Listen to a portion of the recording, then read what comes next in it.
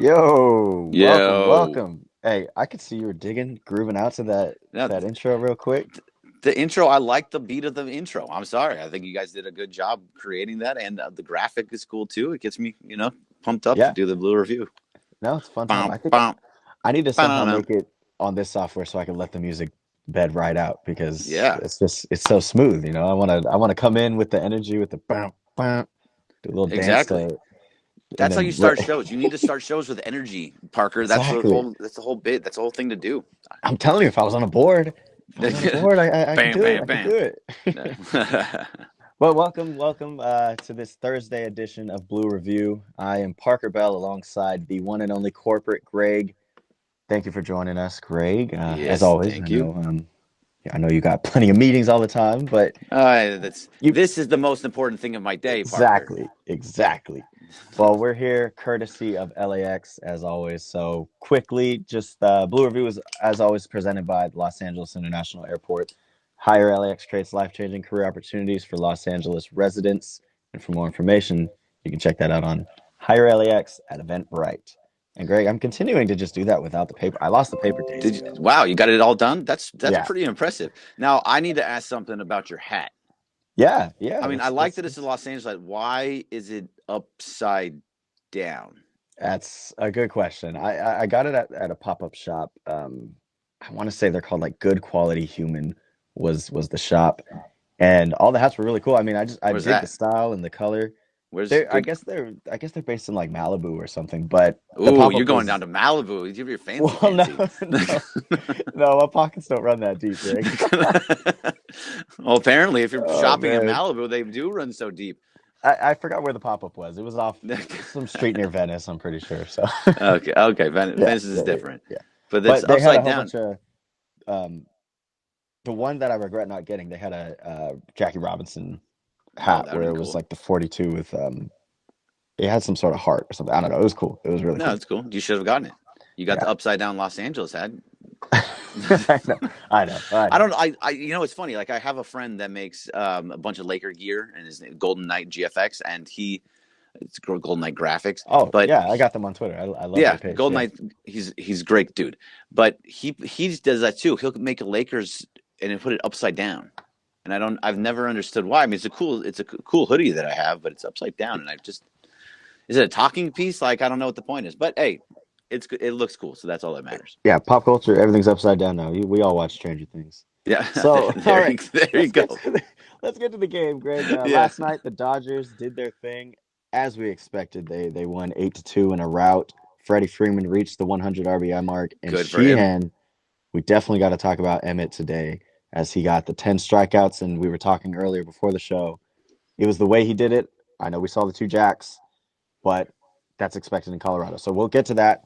But first, let's just talk on the bats. I mean, not just Freddie and Mookie are doing their thing. Guys like Miguel Rojas, another 3-hit game, and James Outman. So why don't you speak on some of those bottom end of the lineup guys? So I love what both those bottom end of the lineup guys are doing, and especially you said I'm going to try and get the stats up here right while I'm looking at it, but um, especially Outman and Rojas. Rojas, I think it's something like in the last since the All Star break or in the last 30 to 45 days, he has been just on fire. He's had multiple 3-hit games, 4-hit games, all of that stuff. So I love the fact if his bat can come around with the way that he's showing the glove a little bit and showing that defensive glove, Mm-hmm. he's going to be dangerous in the playoffs because you can't. Then you start getting a lineup that's kind of like the Braves, that's full. And with the Braves, everyone can hit every single one through nine can hit home runs. Yeah. But with the Dodgers, 1 through 9 is getting hits and getting on base, and I think that's huge. So let's see, Miguel Rojas. Let's do that. We're gonna do this while we're talking because that's the way. That's That's how we the do way it to do it. live. That's I right. don't want your date for the last 30 days. So this is Miguel Rojas in the last 30 days. That's all it Mm-hmm. gives me. For the last 30 days, he's batting just under 300. He has a 333 on base percentage, 430. Like it's good, but he has 21 hits. And a couple jacks, which he doesn't normally do. He's Wow. just been really, really good for a little while now, and it's impressive and good to see. Outman, I think Outman is just that guy now. He's becoming a guy that you can't pitch around. You have to start pitching around. I mean, like he's going to get hits. When he gets on base, he has speed, and he's going to run the bases well. So those guys at the bottom of the lineup coming through is going to help so much when it gets so it gets you to the guys of Mookie and Freddie. When the lineup lengthens, it makes your lineup very, very dangerous. So if those dudes get on base, it just allows guys like Freddie and Mookie to get the RBIs. And that's why, and this, I don't know what it, let's see, JD Martinez has 98 RBIs. If he gets 2 more RBIs in the next 4 games, the Dodgers will have 4 guys with 100 plus RBIs for the first time ever. Yeah. Wow. So this is think of all the great Dodger teams. Yeah, exactly. And so it's the first time ever that I think that spells why. That's also part of why I'm so excited for the postseason. Okay, so I'm happy you said that. I was talking with our guy Travis before the show today, Travis Rogers. Raj of Travis and Sliwa, and there was just this kind of giddiness. You may have heard it while he was walking through the office. He said, "I don't know if I'm just fanboying." which was weird. I did hear him say that. Weird to hear coming out of Travis, but there's something about this team that has everybody just giddy is the only way to put it. For the first time, I'm scanning through the chats of socials and YouTube videos. All the fans are like, "We're riding these young guys," and pause. We're gonna. Come on, man. That's 2. I know. It's twice in 1 week. It's fine. It's YouTube. We're gonna ride these young guys through the postseason because they just got that dog in them. Phrasing, yep. They got that dog in them, and I'm excited, just as excited as Travis. I won't say exactly what he predicted. I'm gonna leave that, for another day. But I have the same sentiment as you. There's something about this team that's just they got that aura about them, and it's so exciting to watch. No, it is exciting to watch, and he's right. It is time to start kind of fanboying because we talked about it yesterday, right?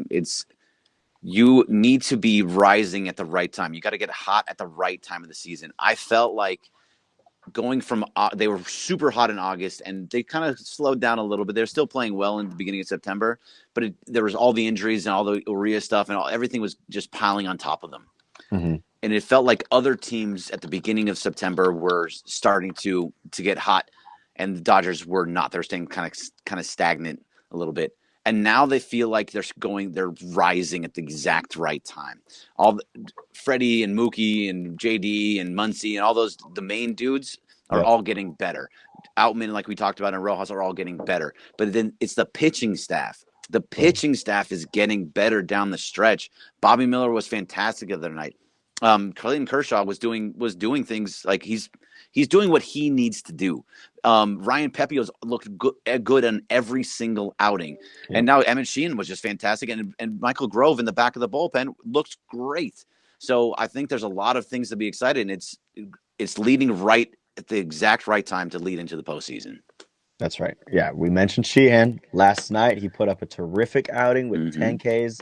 He gave up the 2 dingers, but why weren't you really worried about the dingers, Greg? So I wasn't worried about the dingers because it's Coors Field, and that's just kind of going to happen. A fly ball at Coors Field is going to be a home run, whereas a fly ball at Dodger Stadium, some of them may have gone, but most likely you have a chance that that's not going to go out of the park, right? And because that's such a weird ballpark. So I don't mind the 2 home runs for that meaning specifically, but what I really looked at, and the 10 strikeouts, great. The couple runs and the amount of hits that he gave up, okay, fine. 0 walks. And 0 walks in a 10 strikeout game is extremely impressive. I don't care who you are. Exactly. I mean, I was just rewatching some of his stuff last night, and I mean that changeup is nasty. I think he got maybe half his strikeouts off that changeup, if not more.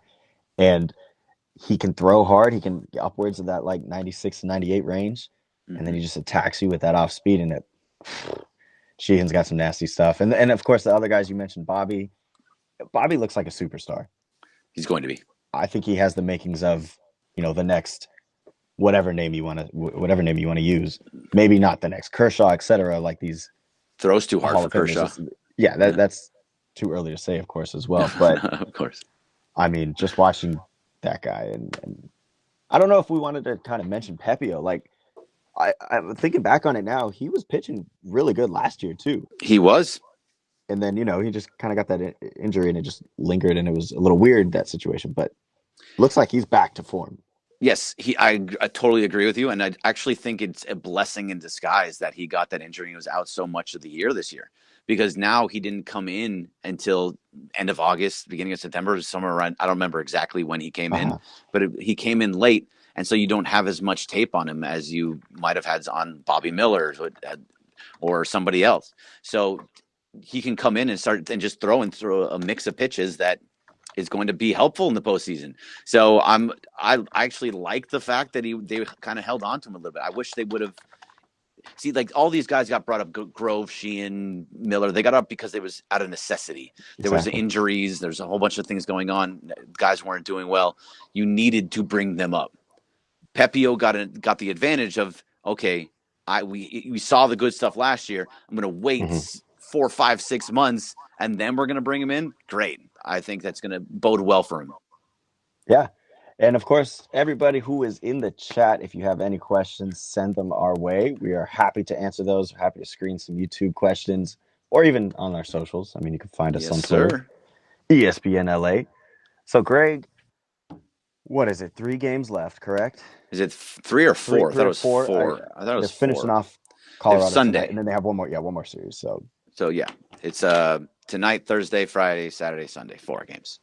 That's right. And we're reaching that time. The NLDS will start Saturday. I Yes, mean, sir. we already mentioned a little bit our excitement for the postseason, and we think these Dodgers are going to do good. But is there any of that negativity that you had earlier still kind of sitting in there? So, I mean, of course, there's going to be a little bit of negativity, but it's because you have to be nervous. It's the postseason. The Dodgers typically don't do great. Like they make the World Series or they make the NLCS, or they go out early, and they're always there. So there has to be a little bit of concern. It always. You just hope that all of the things that are happening at this moment right now against, let's be honest, bad teams. These are just Mm. not the teams that you're going to see in the postseason. You're not seeing Colorado. You're not seeing Detroit. You're not seeing some of these guys. So you hope that all of that can hold over and go into the postseason. Whoever they end up playing is, whether it's Milwaukee, Miami, Chicago, whatever it happens to be. Um, Chicago, what are they doing over there? well, Jeez. they're screwing themselves. They're going to get knocked out just from not being able to catch a fly ball. Yep, not my father's Cubs. No, well, actually, it I probably think is that's your. what they say. You know what? Yeah, that's Probably what they. is, yeah. That's what they say. But that probably is your father's Cubs. Exactly. Yeah. Before they won a World Series in 2016, it was always Right. this. This is always how Yeah. it went. So, yeah, I just hope this is what we see. We start seeing, and I know we talk about it basically every single time. I don't want to see the opener anymore. I think we have that experiment. To me, is over. Seeing Okay. Caleb Ferguson give it up a couple of games ago, give up a couple runs in the first inning, that shows me that the experiment is not going to work, and Hmm. that you just go with your starters. There's no need to get cute. I remember when it was a couple of years ago when it's 2021 when Urias they had an opener for Urias, and that just didn't work. Like Hmm. it felt weird. He wasn't comfortable with it. They shouldn't been. They stay away from the opener. You don't have that necessity anymore with the way these guys are pitching. So we're getting to the Giants to finish off the season. They've already been mathematically eliminated. Do you think we're going to see Roberts just kind of rest some of the guys like Mookie or Freddie? Because the conversation recently has been Mookie, we don't necessarily want to rest him because, hey, he's still in that MVP race. But Nah. Mookie's kind of tiptoeing like, oh, it's not important. But I mean, I am under the impression it's Acuna straight through and through. I mean, the 40 and 70 season. So do you think we're just going to see Dave Roberts kind of sit these guys? No, I don't actually, because these guys don't want to sit. Yep. He had to force Freddie Freeman to sit the other day, like because he does not. He wants to play, and look. You can't guard against injury, but these guys want to play and they want to stay hot. They're going to get a week off when their game's over on Sunday. Maybe they don't play Sunday, and then when they don't, then they're off Monday. They won't play again until Saturday. They're going to get plenty of rest. If they want to play through, they want. If Mookie says, "Hey, I'm good for a day off," give it to him. If Freddie says, "Okay, I got to the point that I needed to. I got my 100 RBIs. Uh, I got my was it like 58 doubles? I got all the Yeah. things that I need right now." Yeah. Then go ahead. And he says, "I want to sit." Let him sit. But you listen to them. You listen to your superstars. I'm okay with them not sitting. I mean, they're not going anywhere else. They are in the 2 spot. That's just what's going to happen. So Yeah.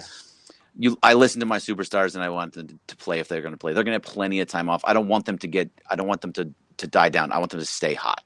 That's right. And I agree. And then they've earned the fact to have that save because of this season. Mm-hmm. They're gonna, regardless if they sit or not, they're gonna reach the Dodgers, their third straight 100-win season, which is, just a testament to Roberts in the gang. The team continues to change, yet they continue to get 100-win seasons. It's amazing. So we do have a chat. A couple questions with 4 in the minutes. Chat, Greg. Yeah, so 4 minutes left. We'll get to a couple of these for you. David Hildreth in the chat. Thank you for joining us. It says, "Is Mookie the primary second baseman in the playoffs?" What do you say, Greg? I think probably, yeah. I mean, if you need to, it just depends on. It's going to depend on matchups. But I feel like yes, he should probably be the primary second baseman, and that would allow you to get Jason Hayward in at right field because Jay Hay has been a Gold Glove right fielder for most of his career, and he's been hitting very, very well, which is kind of surprising. But he's been hitting great, and so yes, I think you do that, and I think it's the best way to go. You can get Kike in, and you can do other things in between, but that is your best lineup, and you want to put your best lineup out there. Yeah.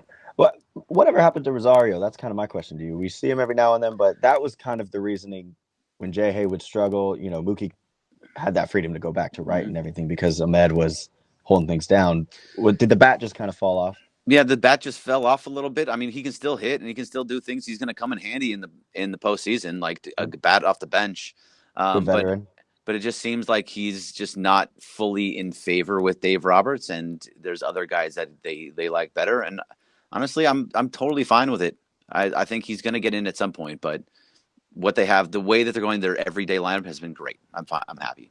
Yeah, Reefism in the chat agrees, makes a good point. I've always loved the versatility of this Dodgers team. Another reason why we are just so excited. So one last question to finish this off. Ernesto Torres in the chat asks, will Clayton pitch more than 5 innings in the playoffs? I mean, if he does, he's got like 50 pitches he's doing 10 innings, 10 pitches, 10 pitches, 10 pitches, and he's just rolling. And that's not likely.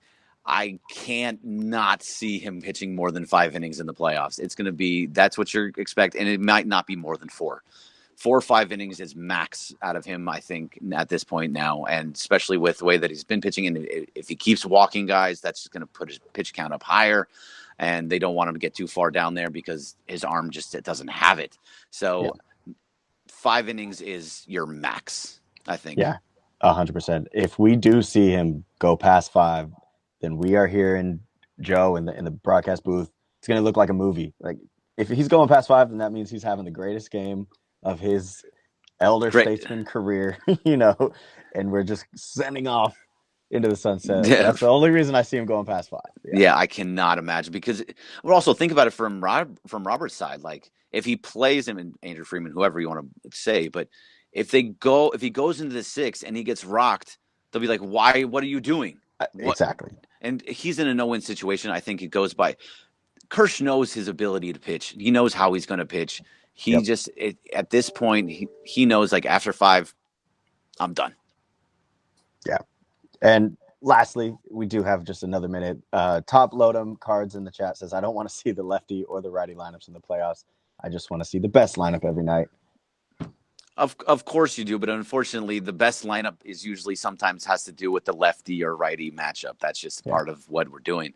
So, I agree with you. I want the best people out there every single night, but for the most part, it's gonna be a analytic driven lineup every single night, and I think they will go with a lefty, righty, depending on what they want. But I agree. It's hopefully this is the year that they say, all right, you're hitting well, get out there. But also, like, remember, it was Jock Peterson was a guy that he just could not hit lefties. He was a better hitter than most other guys, but he just couldn't hit lefties, so you don't put him out there with him. Yeah. Same thing here. I'm sure there's guys like that. Yeah. So we will see. We got the Colorado last game tonight and then the Giants to round out the series. So we'll talk about that tomorrow with myself and Clinton Yates. Greg, we're going to let you sleep in. You deserve it. Thanks, man. But all right, this has been the Blue Review. As always, you can catch us live at 9:30 a.m. You can find us on the ESPN LA YouTube page and more. So thank you for joining us, and we'll catch you next